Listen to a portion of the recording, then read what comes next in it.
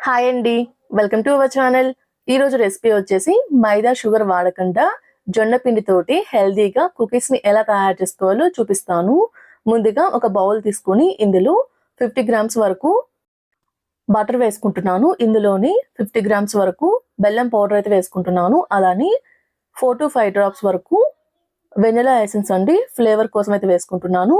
ఇలా వేసుకొని మొత్తాన్ని కలిసే విధంగా కలుపుకోవాలి. ఇక్కడ మనం వేసుకున్న బెల్లం బటర్ అనేది కరిగే విధంగా కలుపుకోవాలి.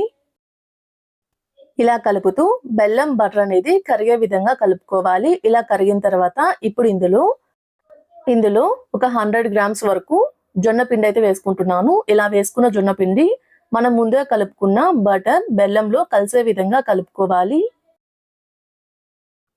ఇలా పిండి మొత్తాన్ని విస్కర్తో అయితే కలిసే విధంగా కలుపుకోవాలి. ఉండలేమి లేకుండా పిండి మొత్తం కలిసే విధంగా కలుపుకున్న తర్వాత ఇప్పుడు ఇందులో ఒక 2 టేబుల్ స్పూన్ వరకు ఇక్కడైతే నేను బాదం పిస్తాని ఫ్రై చేసి గ్రైండ్ చేసుకున్న పౌడర్ అయితే వేసుకుంటున్నాను.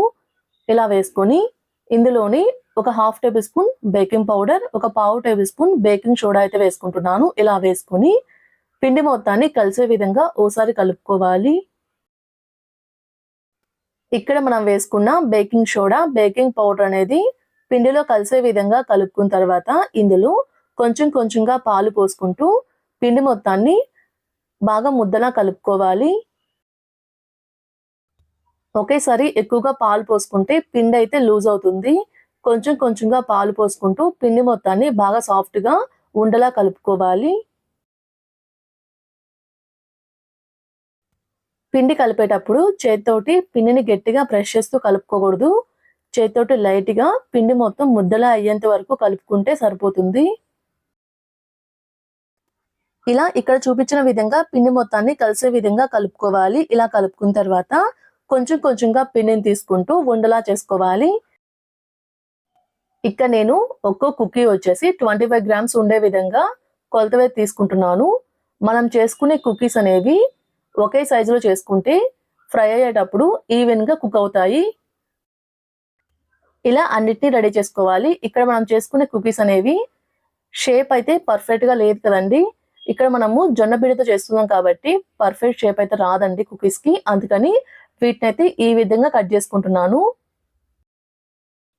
ఇదే విధంగా మిగిలిన కుకీస్ని కూడా రెడీ చేసుకోవాలి. ఇలా రెడీ చేసుకున్న కుకీస్ అన్నిటిని ఒక ట్రేలో అయితే బటర్ పేపర్ మీద అయితే వేసుకుంటున్నాను. ఇలా వేసుకుని పైన చాకో చిప్స్ తోటి డెకరేట్ చేసుకుంటున్నాను. ఇలా చేసుకోవడం వల్ల కుకీస్ తినేటప్పుడు చాలా టేస్టీగా ఉంటాయి.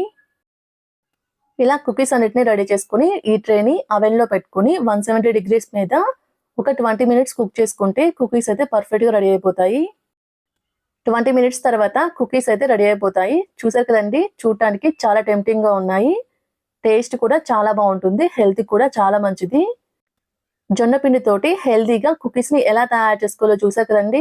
మీరు కూడా ట్రై చేసి ఎలా వచ్చాయో నాకు కామెంట్ చేయండి. కుకీస్, చాక్లెట్స్, కేక్ ఏవైనా సరే మేము ఆన్లైన్లో అయితే సేల్ చేస్తున్నాము. మీరు కావాలనుకుంటే పైన వాట్సాప్ నెంబర్ ఇస్తాను, ఆర్డర్ చేసుకోవచ్చు.